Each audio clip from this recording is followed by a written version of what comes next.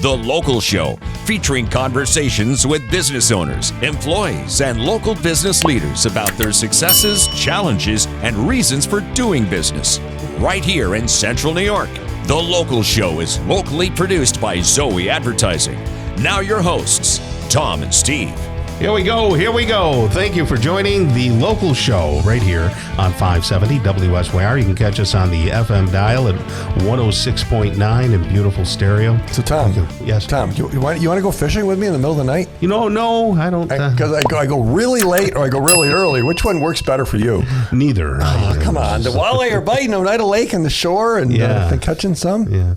The fish department over at Price Chopper is my favorite place. So. But you don't get to catch it and kill it and clean it. Don't you miss those things? No, not at all. Not at all. I used to love it, but I'm going to call your son Nicholas. He'll go with me.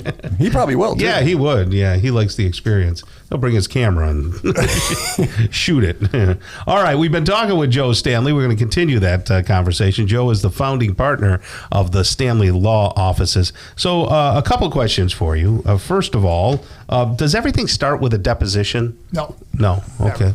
It almost ends with a deposition. Oh, really? Okay. So tell us what is it? Yeah, but give us, because in our world, you did a deposition. Yeah, Tom, I've done I did. it. It just feels like this thing, and I'm not even sure because we're not attorneys. Where does that fit in the process? How's it work? Well, whether you're a plaintiff or a defendant, once a litigation is started, and that's not necessarily the inception. If you are in an accident, there's a considerable period of time dealing with the other side in terms of resolving the case without litigation.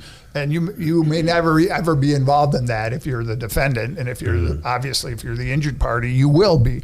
But at some point, if you can't come to an agreement, or there are some insurance companies that we already know will never resolve a case unless you sue them, then we sue those cases immediately. And then the litigation process is pretty well defined. The deposition follows a extended period of paper documents that are exchanged. There's a whole series of them, and I can give you the names, but I would bore you to death. Yeah. But it can take from 6 months to 9 months to a year to exchange all these documents. Oh, wow. And that's based upon all the investigation each side had done previously. So, every time a case comes in, we have an investigator. He investigates. He looks for videos. He takes pictures, takes measurements, talks to witnesses. We get medical records. There's a whole litany of things that must be done to understand the value of a case. I mean, you can't understand the value of a case without having all of the facts available to you, meaning from what the wages that were lost for the injured party to who paid his medical bills, and do they have a lien? Do they want their money back? There's so many things. I have a list, by the way. There's 21, believe it or not, there's 21 entities that can make a claim on the personal injury settlement of a plaintiff, that we have to go through this checklist to make sure that we protected their potential liens, or they may come back and sue my client or me. 21, and it keeps going up every year. Oh my God. Yeah. So we sometimes spend more time managing those issues than we do managing the claims. But eventually the case is in litigation, you exchange the paperwork, and then you do depositions of the parties, and then of non-parties, depending on how extensive and how serious the case is. Yeah. How do you know if somebody's lying or not? What's the veracity of their claims, Well, I mean, I can tell you after doing this for a long time, it's fairly easy to determine if somebody is not being truthful, particularly at a deposition. I have rules that how I handle depositions. If I think somebody's being truthful, I'll be reasonable with them, and I won't give them a hard time, and I'll let them talk, do whatever needs to be done. And then if someone's shading the things, giving things the way he would like them to be, but is close, then you handle that a little differently. And then you have the other category where someone's just outright full of baloney. Right. I have a different word for it, but I won't use that here. And then you have to spend a lot more time demonstrating that they are not being truthful.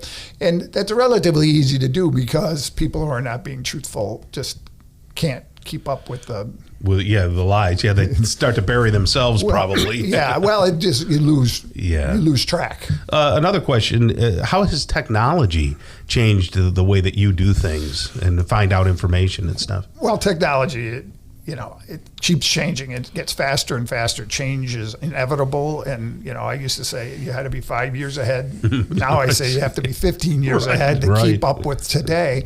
But everything we do is technology based. 5 years ago, we used to have to travel a lot more. Now we do virtual depositions for almost every case. We sometimes can do virtual testimony for trials. I don't like it. By the way, I'd rather do in an important case. I still would love to have the person come in person for me to do their deposition. Yeah. If the defendant doesn't want to do my client, that's fine. He can do them virtually. But in a big case, it's far more important to have the defendants or the defendants in person because there's a totally different feel. It's still so much different when you're doing the testimony. And again, you get a feel about how truthful they're going to be. When someone's on a Zoom or whatever, and they're not being truthful or they're not being straightforward, it's a lot harder to A, gauge that, but B, also engage their nonsense.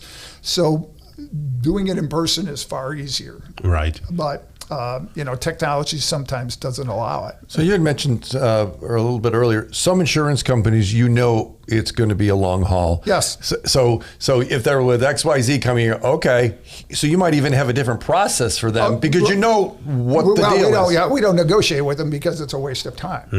So why waste time and effort and to no gain? So you're only going to get a resolution if the case gets litigated. Right. So you do it right away. Right. Once you conclude your investigation and find to make sure you have a meritorious claim, then you go forward. What is no fault, and how does that fit into this thing? And, no fault. On the heels of that, because this kind of goes along with the question I had. So along with no fault, are you always at fault when you hit somebody from behind? So those two questions, well, I guess. I'll answer. No fault is a word that means that regardless of who's at fault for an accident, you get $50,000 of basic benefits for medicals and lost wages under the law. That's all it means. So everybody is covered, and it's covered under generally your own insurance policy, regardless of who's at fault. Okay. So there's a basic benefit. And whether it's your fault or somebody runs a red light and hits you and it's completely their fault, the no-fault benefits are still paid for by the car you're in. So that's where that word no fault comes from. People get it totally confused. Right. But because of these no fault benefits, New York has a law that says regardless of how much somebody is at fault, you can't sue them unless you have a qualifying serious injury. So in other words, if you get hit by this guy who ran the red light, totaled your car, you don't like that, they're not paying you enough for your car, but you don't have a qualifying serious injury, you can't sue them. Okay. Oh, I see. You can only sue them for the property damage because you can't sue them for yourself. And the qualifying serious injury part is the most difficult thing in the world for people to understand. The law is written for insurance companies. The categories, I can give them to you now. I know them by heart, but they aren't even, the words are not how the courts interpret them. Really you have to have medically determined injuries that are of a nature that anybody would think that at least you have a substantial problem. So this is why people need to have a conversation with you. Is that fair? Well, you have to have, everybody thinks that they are entitled to a recovery if someone does something stupid. Right. But that's not necessarily Tom does stupid stuff all the time, Joe. And you know what? You can't recover. The biggest claims that people have is that they're more upset about their cars than they are about themselves. Isn't that terrible? So if you've got questions, you can get a hold of Joe at 800-608-3333. That number works, right? It does. 800-608-3333. StanleyLawOffices.com. And thanks for coming in today. My pleasure, guys. No doubt that Joe knows. Thank you, Joe.